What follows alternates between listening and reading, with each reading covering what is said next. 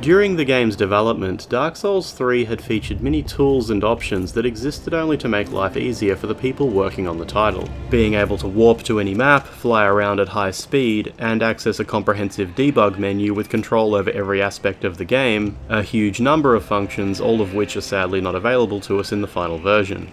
Among all of these features to have been removed, one of the most interesting is the ability to take control of and play as any nearby enemy creature.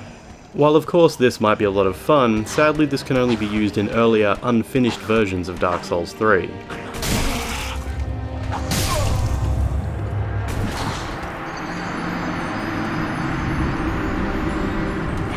Here in the retail release of the game on PlayStation 4, to which we all have access today, it is technically possible to actually restore the debug menu, but the one we find in doing so is severely cut back compared to what we saw in earlier versions, with no actual gameplay related features accessible to us. However, even though the debug menu itself has been made mostly useless, all of the code for every feature usually found within the debug menu does remain, and with a series of patches, I was able to restore one of those features in an easy to use way.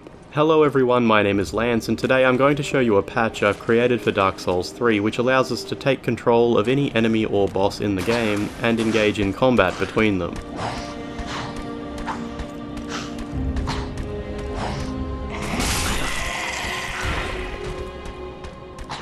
As we are no longer able to use the debug menu to select from a list of nearby creatures over which to take control, we need another way to make a selection. The game's normal lock-on system works well for this. By clicking the right stick, we can target a nearby enemy as usual. However, with this patch applied, we are able to then click the left stick to assume control over the currently targeted creature. With this done, the debugging feature is usable in exactly the same capacity as it was originally designed. Most enemies have a variety of attacks and abilities mapped to the shoulder and face buttons on the gamepad. Further to this, actual movement is dramatically different compared to controlling the player character, with something more akin to tank controls being applied to the analog sticks.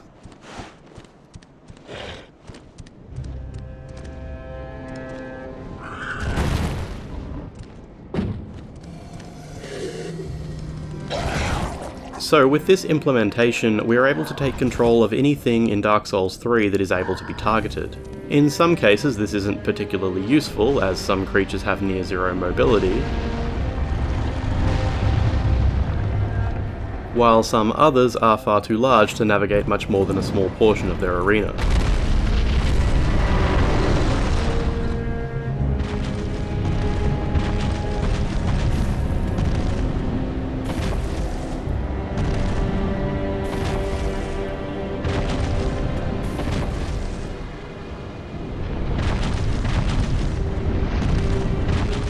Quite commonly, enemies are initially stuck in a state of waiting, where they can't actually move or attack until they're woken up by the player character's approach.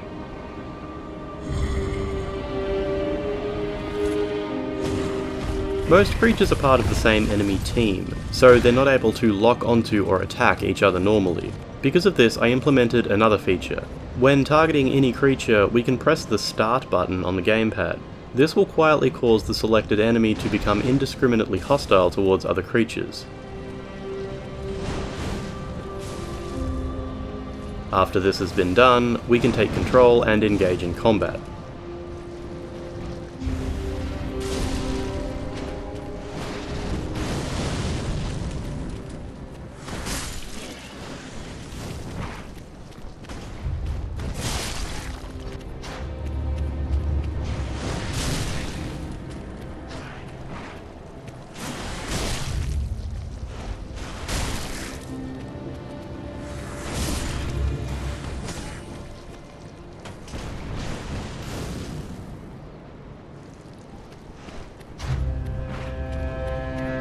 Some creatures move in surprising ways when under our control, being able to run a lot faster than we'd usually see.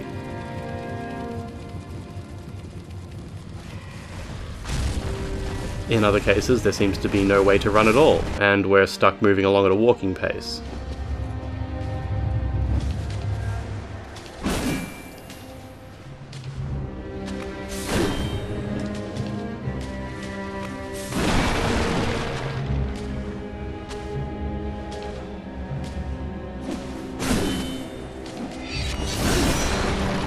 The Abyss Watcher fight works quite well with its constant supply of combatants and reasonably agile moveset.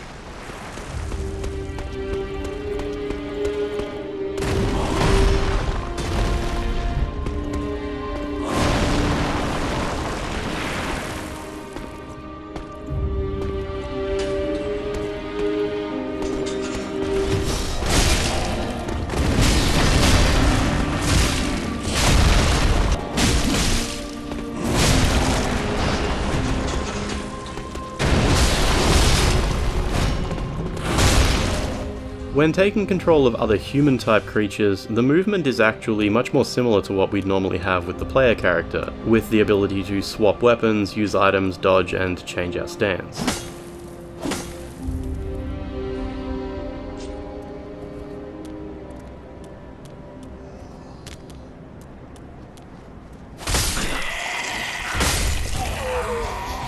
One downside to this feature, exactly as it was designed by the developers originally, is that we can't actually travel particularly far from where we've left the player character.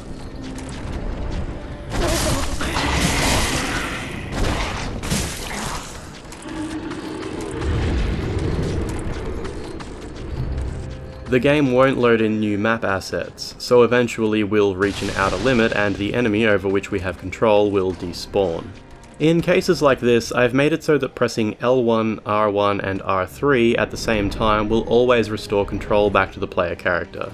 So as you can imagine, with the various limitations of this debugging feature taken into consideration, this is by no means a wholly new way to experience Dark Souls 3, but more so simply a way to have fun with one of the developer tools that was never originally meant to make its way into the hands of players.